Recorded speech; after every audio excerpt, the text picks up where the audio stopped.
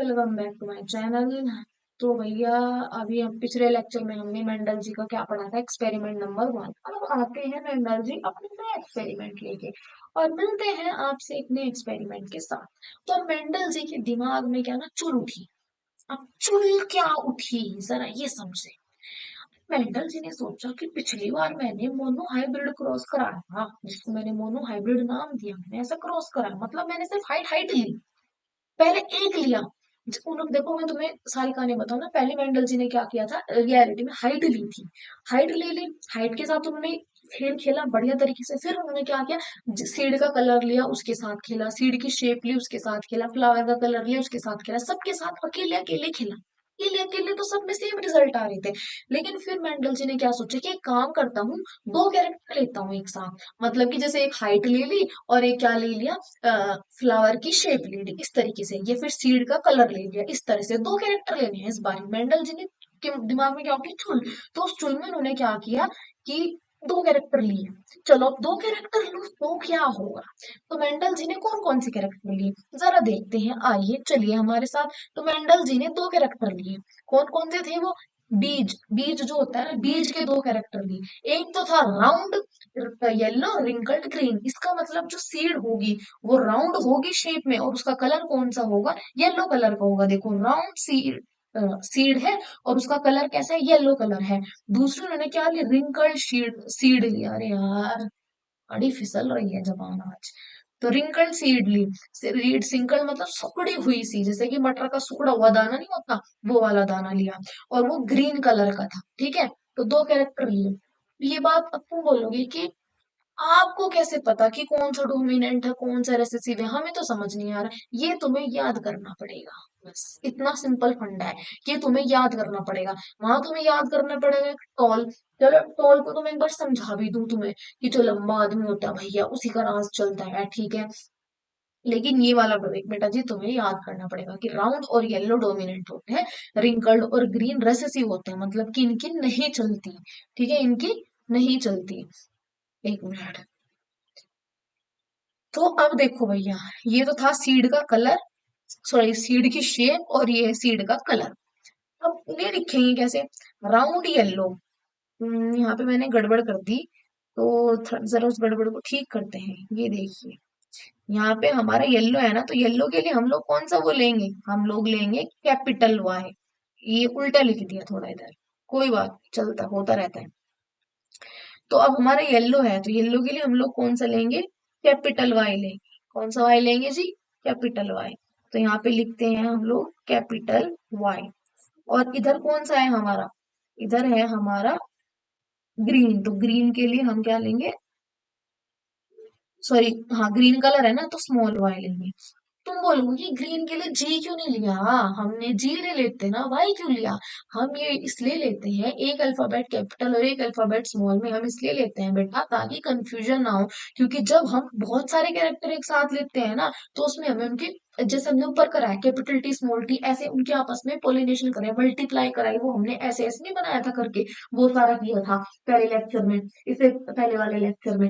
तो उसमें क्या होता है ना, वो तो चल जाएगा एक बार को। लेकिन जब एक्सपेरिमेंट करते हैं साइंटिस्ट, उन्हें बहुत सारे कैरेक्टर लेने पड़ते हैं, बहुत सारे। ये तो तुमने दो लिए, उन्होंने तीन भी लिए थे, चार भी लिए, पांच भी लिए, छह भी लिए, इस तरह सात, सात सातों के साथ भी एक साथ लिए, इस तरह से।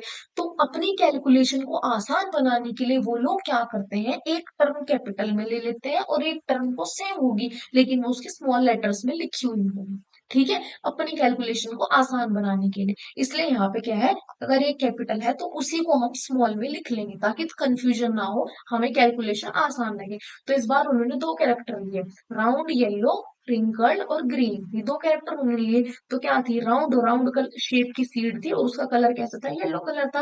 यहाँ पे क्या थी, रिंकल, देखो ऐसी उलझी उलझी सी नहीं लग रही तुम्हें, उलझी उलझी सी सीड थी और इसका कलर कैसा था, ग्रीन था। लेकिन ये वाली कौन सी थी, ये वाला जो था हमारा पार्ट, ये था हमारा डोमिनेटिंग। ये तुमको याद रखना पड़ेगा, ये मैं, इसका कोई भी सोल्यूशन नहीं है, ये हमें याद ही रखना पड़ता है। और ये कैसा है, रेसेसिव, ये वाला होता है हमारा कैरेक्टर रेसेसिव। चलो अब हमने इनकी लेबलिंग कर दी। अब क्या करना है, सेम टू सेम दो तरह के बीज लिए, दोनों को खेत में बो दिया। खेत में जब उन्होंने दोनों बीजों को बोया, दोनों बीज को उन्होंने खेत में उगाया। तो उगाने के बाद उन्हें क्या मिला? अ, उसको उन्हें मिला ये, देखो, राउंड येलो सीड। ठीक है, राउंड, एक मिनट। अब उन्होंने क्या करा ना, देखो ध्यान से देखना, उन्होंने क्या करा, यहाँ पे भी थोड़ा गड़बड़ हो गई है। एक मिनट रुको, ये इसको ठीक करूं, यहाँ पे रुको जरा।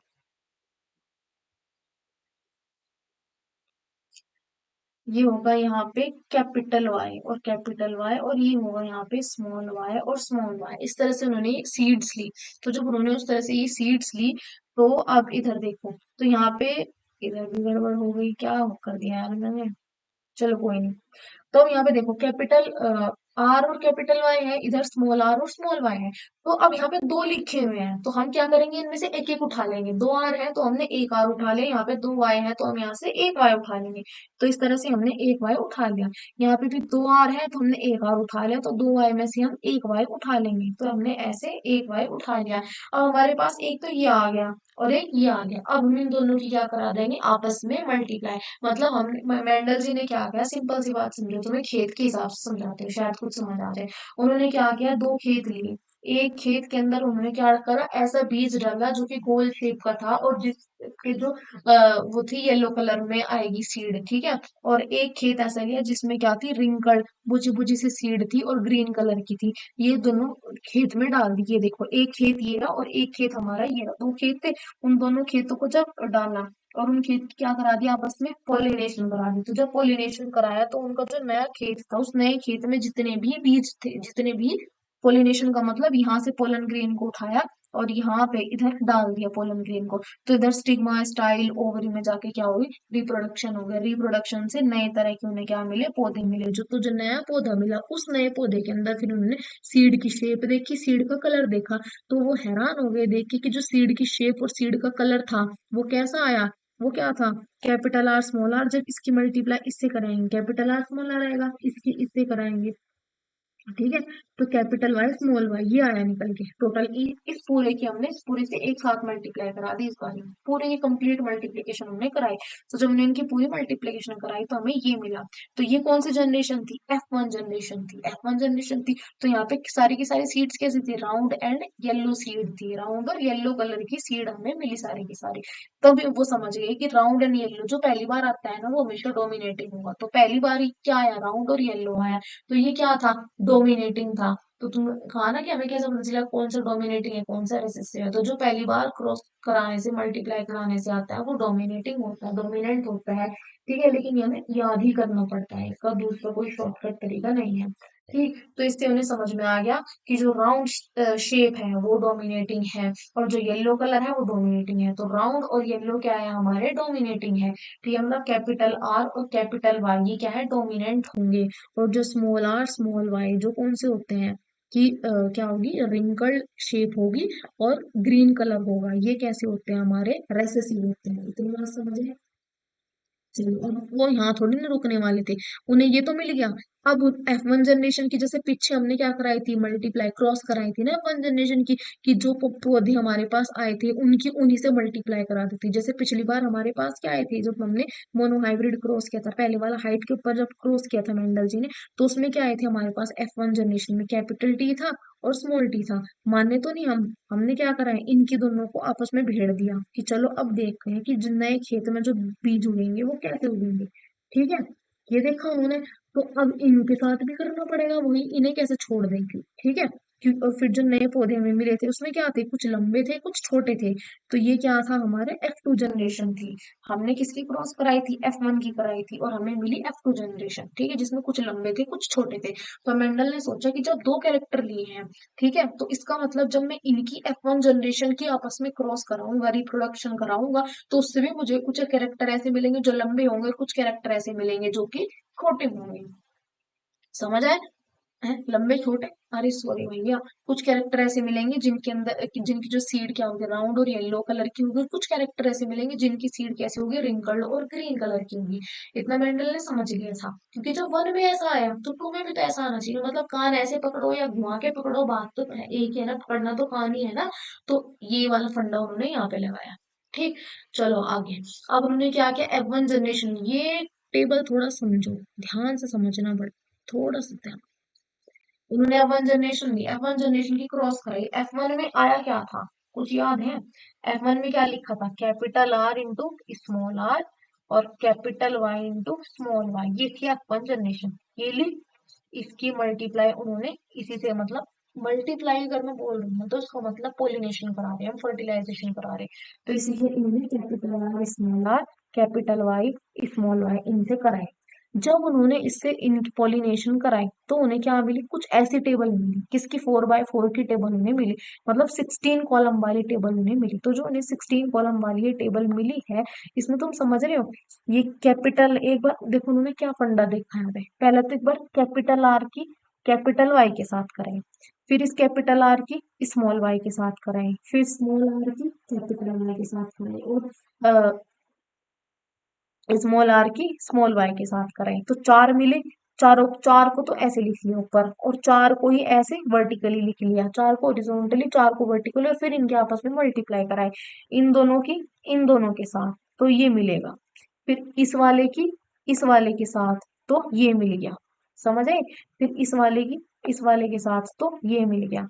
फिर इसी वाले की इस वाले के साथ कराई तो ये मिल गया, समझ आई? इस तरह इन दोनों की जब कराएंगे तो ये मिलेगा हमें, समझ आ रही है?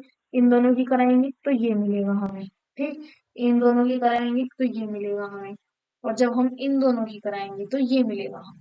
सेम इसी तरीके से जब हम इन दोनों की कराएंगे तो ये मिलेगा हमें, इन दोनों की कराई तो ये मिला, इन दोनों की कराएंगे तो ये मिलेगा हमें, मैं कह रही हूँ जब इन दोनों की कराएंगे तो ये मिलेगा।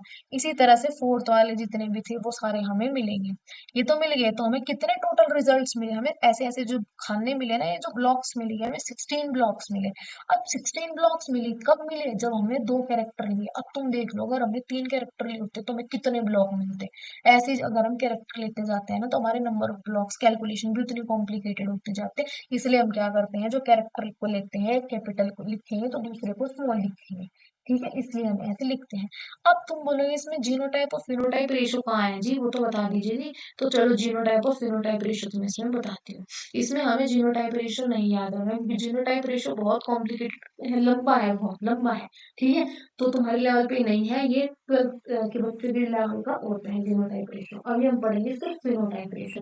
तो फिनोटाइप रेशो की जब हमने कैलकुलेशन करी, मेंडल ने कैलकुलेशन करी, तो उसी ये रेशो मिला, 9:3:3:1, मतलब डोमिनेंट और फिर ये रेसेसिव वाले हुए। अब 9 मतलब 9 है हमारे राउंड और येलो, जो कि डोमिनेंट होता है, तो हमने पहले इसे लिखा। उसके बाद क्या हुआ, हमने लिखा 3, 3 में क्या था, 3 मतलब 16, हमारे टोटल कितने पौधे उगे, 16 पौधे उगे हमारे। ब्लॉक थे ना, 4x4 का ब्लॉक था, तो 4x4 कितना होता है, 4 × 4 16 होता है ना। तो 16 ब्लॉक हमारे बने थे, तो 16 में से जो नौ पौधों में जो खाने, मतलब हमारे खेत में जो 9 कॉलम्स थे, उस खेत के 9 कॉलम में हमारे ऐसे पौधे थे जिनके अंदर का जो बीज था वो राउंड शेप का था और येलो कलर का था, ठीक है, सीड उसकी येलो कलर की थी। दूसरे में क्या था, तीन थे, तीन पौधे उसमें ऐसे थे जिनकी जो सीड की शेप थी वो राउंड थी और जो सीड का कलर था वो ग्रीन था। फिर तीन पौधे हमें ऐसे मिले जिनकी जो सीड थी, सीड रिंकल थी, लेकिन उसका कलर येलो कलर का, और सिर्फ एक पौधा ऐसा मिला। कैसा, सोचो क्या हो सकता है, वो एक जो सबसे कम होता है, वो होता है रेसेसिव वाला कैरेक्टर, कि जो रिंकल्ड शेप की सीड थी और ग्रीन कलर का था। तो ये रिंकल्ड और ग्रीन है भैया, हमारा रिंकल्ड और ग्रीन है ये वाला हमारा वन। क्योंकि डोमिनेंट वाला जो है ना भैया, जो रेसेसिव होता है ना बेटा जीरो, रेसेसिव मतलब जो अपने आप को ज्यादा नहीं एक्सप्रेस कर पाता, वो हमेशा कम मात्रा में प्रेजेंट होता है, मतलब उसकी जो वो होती है ना, हमारे वो जो आता है ह्यूमंस के केस में, जब वो पेरेंट्स से बच्चों के अंदर आता है ना, वो ज्यादा नहीं आ पाता, कम ही आता है, ज्यादा नहीं आ पाता। जो डोमिनेंट क्यों नहीं आ पाता वो ज्यादा, क्योंकि ज्यादा कौन आता है, जो डोमिनेंट होता है, तो उसकी जरूरत ही नहीं पड़ती इतनी उस कैरेक्टर की, समझे? तो हमें इसका जीनोटाइप रेशियो याद नहीं रखना, क्योंकि जीनोटाइप रेशियो जो है थोड़ा सा लंबा है, हमारी लेवल पे अभी नहीं है, ठीक है। अब इस क्रॉस से हमें क्या पता चला, ठीक है। इस क्रॉस से जो मेंडल जी ने पता निकाला, इस क्रॉस से मेंडल ने इतनी बात पता निकाल दी कि जो इनहेरिटेंस है, इनहेरिटेंस का मतलब क्या होता है, इनहेरिटेंस का मतलब होता है प्रोसेस, जिस प्रोसेस से कैरेक्टर क्या होता है पेरेंट्स से बच्चे के अंदर आते हैं, वो प्रोसेस की जो इनहेरिटेंस होता है वो किसी पे भी डिपेंड नहीं करता। ठीक है, मतलब हर जीन अपने आप को एक्सप्रेस करता ही करता है, हर एक जीन एक्सप्रेस करता है अपने आप को, कोई भी जीन दूसरे जीन पे डिपेंड नहीं करता एक्सप्रेस होने के लिए। ये इससे क्या समझे हम, इससे समझने का मतलब है कि जब हमने यहाँ पे देखो मल्टीप्लाई कराई, इन सब की मल्टीप्लाई कराई हमने, इसकी इसमें इसकी, देखो ऐसे हमने इसकी इसमें कराई, ठीक है, इसकी इसमें कराई, ऐसे जब हमने मल्टीप्लाई करी तो चारों के चारों लिखे गए, और चारों के चारों में से हर एक ने अपने आप को एक्सप्रेस किया। ये चार टर्म्स जो लिखी है ना यहाँ पे, जैसे ये capital R capital R capital Y capital Y, capital R capital R capital Y small Y, capital R small R capital Y capital Y, तो हर एक टर्म अपने आप को एक्सप्रेस कर रहा है, हर जीन अपने आप को इंडिविजुअली एक्सप्रेस कर रहा है। यहाँ पे हमने दो कैरेक्टर ली थी, एक तो हमने क्या लिया था, सीड की शेप ली थी, एक हमने सीड का कलर लिया था, तो दोनों कैरेक्टर अपने आप को एक्सप्रेस करते हैं। अगर हम इसी के अंदर कल को तीन कैरेक्टर लेते हैं तो तीनों के तीनों अपने आप को एक्सप्रेस करें, चार लूंगी चार के चार करेंगे, सात लूंगी सात के सात तक करेंगे, कोई भी किसी दूसरे पे निर्भर नहीं होता। इसका मतलब ह्यूमंस के केस में अगर मैं बात करूं तो माता पिता से बच्चे के अंदर जो कैरेक्टर्स आते हैं वो किसी भी पे भी डिपेंड नहीं करते, हर एक कैरेक्टर अपने आप को एक्सप्रेस करता है, हर एक, समझ रहे, इंडिपेंडेंट है, दूसरे पे डिपेंड नहीं कर रहा। ठीक है, तो इसे बोलते हैं हम लॉ ऑफ इनहेरिटेंस। समझ आया कि each character express itself independent of the other character, मतलब दूसरे कैरेक्टर पर डिपेंड नहीं करता वो, मेरी मर्जी, क्या क्या बोलते हैं उसको, अ, हर एक कैरेक्टर क्या करेगा, अपने आप को अपने तरीके से एक्सप्रेस करेगा, वो किसी दूसरे पे बिल्कुल भी डिपेंड नहीं करता, बिल्कुल भी डिपेंड से बोलते हैं। ठीक है, तो ये था हमारा आज का लेक्चर, तो अभी मिलते हैं हम नेक्स्ट लेक्चर में, लेक्चर अभी बाकी है मेरे दोस्त। ठीक है, तो चलो ये था हमारा वो, इसमें हमने देखा ये क्रॉस में क्या बताता है कि inheritance is independent, that is each cell express themselves independently, हर एक सेल हर एक कैरेक्टर हर एक जीन अपने आप को खुल के एक्सप्रेस करता है। अगर ह्यूमंस की केस में बात करूं तो ह्यूमन का हेयर कलर है, हेयर कलर वाला कैरेक्टर अपने आप को एक्सप्रेस करेगा। ठीक है, जो हाइट का कैरेक्टर है वो अपने आप को एक्सप्रेस करेगा, फिंगर्स की लेंथ का कैरेक्टर अपने आप को एक्सप्रेस करता है, आई की शेप का कैरेक्टर, आई की आई बॉल के कलर का कैरेक्टर, सब कुछ अपने आप को इंडिपेंडेंटली एक्सप्रेस करता है। ठीक है, इतनी सी बात हमने समझ लिया। ठीक, तो अभी लेक्चर बाकी मेरे दोस्त मिलते हैं नेक्स्ट लेक्चर में, तो फिलहाल के लिए बने रहिए दी बायोनाइट